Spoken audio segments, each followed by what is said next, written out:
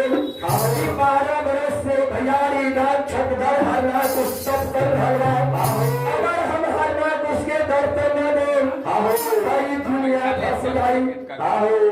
वही समय में वीर बलवान के वार्ता सुन के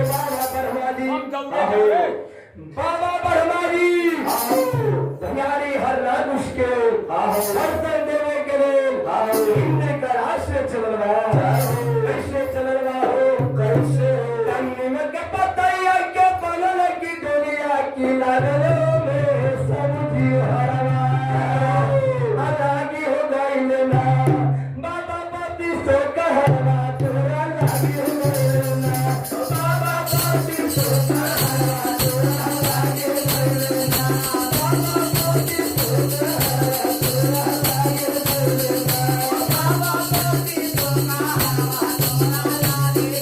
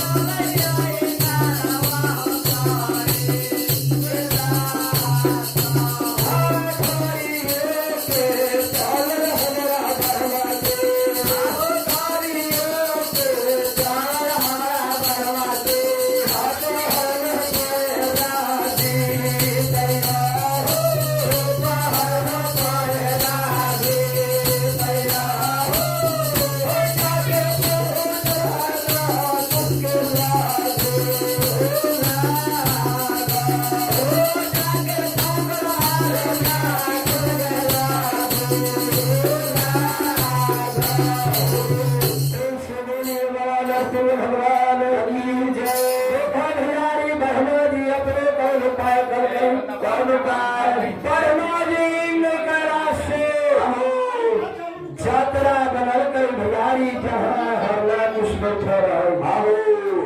यहाँ घड़ी के चलल बाबा ब्रह्मा जी के पहरा बाबा ब्रह्मा जी धैले घड़ी के चलल पहरा भीतर घड़ी छड़ में धागे राक्षस जहाँ बैठल जेकर नाम कितना हर किरण कहले कितना हरना कुछ कहले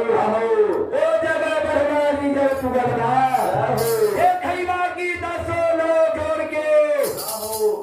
हरना कुछ गुरु भरे ध्यान लगे लेगा तब में भी होगा तब में नीलमा वही समय में बाबा ब्रह्मा जी हरना कुछ के की कहूँगा मीठे में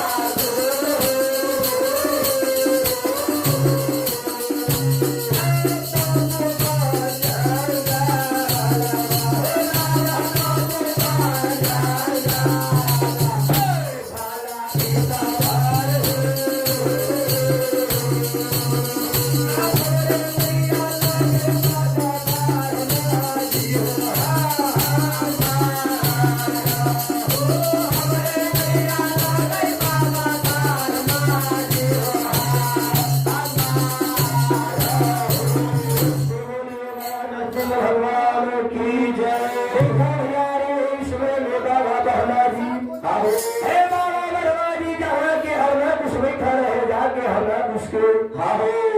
कहिया हो बलवा हरना को चाहे हो राजा हरना को हाहो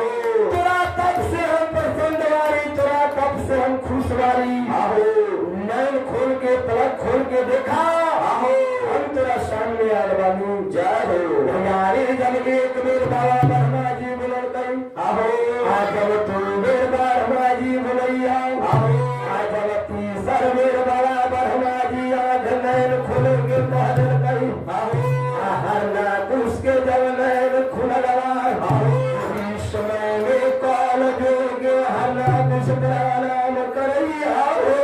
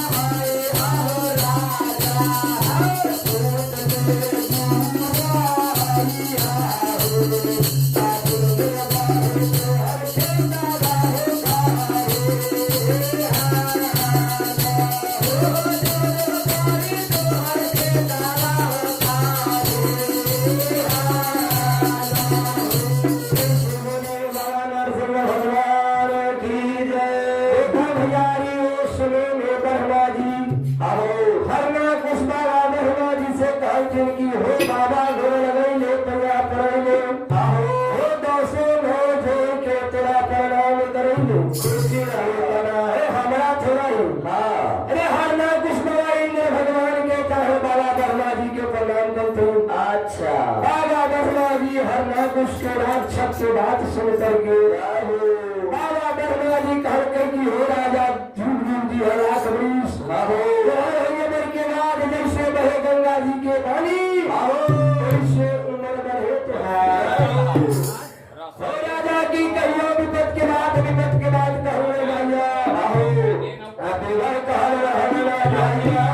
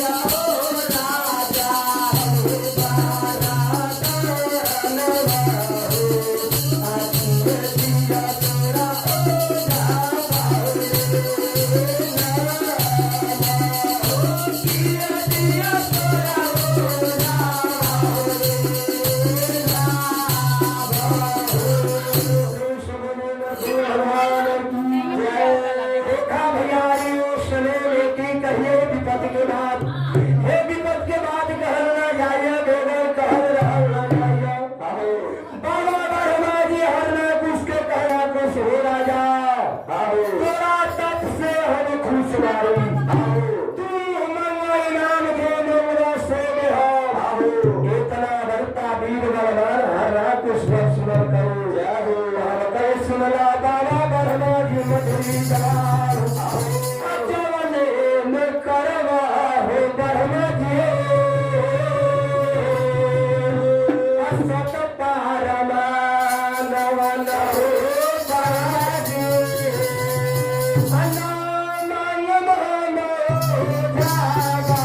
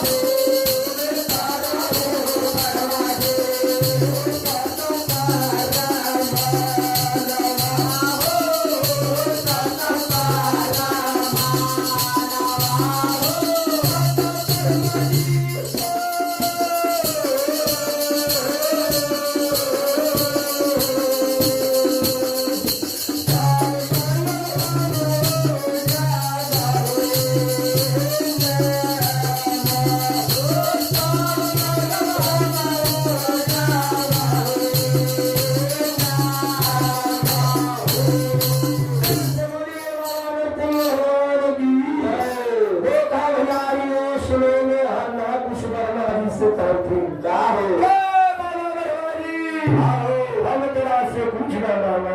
हो मांग नहीं सत्य हमारा साथ में रोगा सत्य प्रमाण करो आहो सतयुग में मेरे सत्य के कोई प्रधान न मिले आहो वर्मा जी जब सत्य न करना हमारा साथ में आहो तेरा से कुछ न है मांगन आहो बना रहता जो बना वर्मा जी सुनैया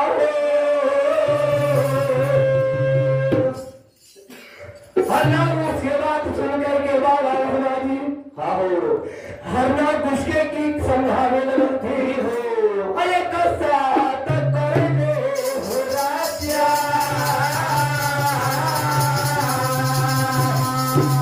तो सरसा तकार मेरा राजा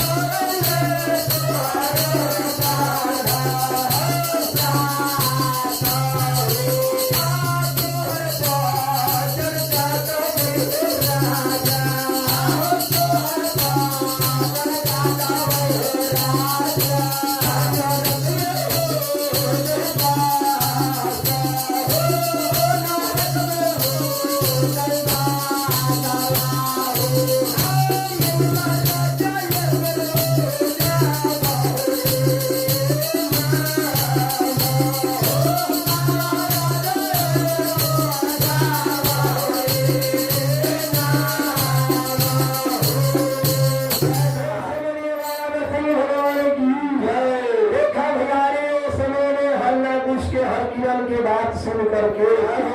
वर्मा जी कहते हैं कि ठीक रहो राजा एक सत करेंगे दोसर सत्य तुरा सलमो करेंगे जय हो वेद पुराण के बाद गा के सुनाएंगे